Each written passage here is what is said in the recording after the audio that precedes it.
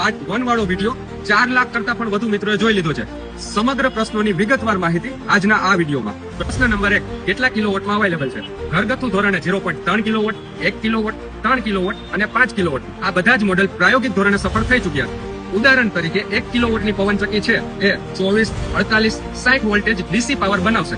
મતલબ કે રોજના 10 થી 12 યુનિટ જનરેટ કરશે. વધુ કહેવામાં આવે છે કે આ પવનચક્કીમાં MPPT સ્માર્ટ વિન્ડ કંટ્રોલર સાથે આવશે. મતલબ કે વાવાઝોડા દરમિયાન ઓવર વોલ્ટેજ અને શોર્ટ સર્કિટ જેવા પ્રશ્નોથી પણ બચી શકાશે.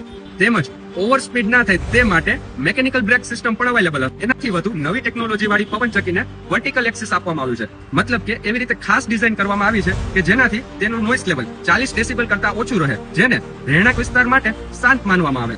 પ્રશ્ન નંબર 2, કોણ લગાવી? જો ડિઝાઇન અપ્રૂવ થાય છે તો દરેક સામાન્ય નાગરિક કે જેમની છત પર પવનની ગતિ સરેરાશ 12 થી 15 કિલોમીટર પ્રતિ કલાક હોય તેવી છત પર આ પવનચક્કીનું ટર્બાઇન કામ કરશે.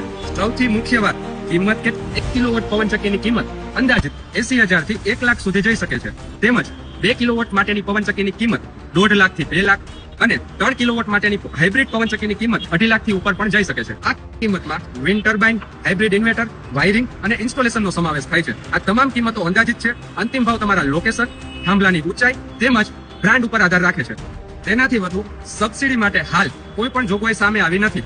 અહીંયા આપણી આ સિરીઝ પૂર્ણ જાહેર થાય છે. આગળ જતા સરકારશ્રી દ્વારા કોઈ પણ જાહેરાત કરવામાં આવશે તો રજીસ્ટ્રેશન કેમ કરવું, ડોક્યુમેન્ટ ક્યાં ક્યાં જોશે, આ તમામ માહિતી આપણા આ પેજ પરથી અપલોડ કરવામાં આવશે.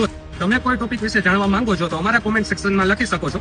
અમારી ટીમ બને તેટલું તેના પર સચોટ માહિતી આપવાનો પ્રયત્ન કરશે.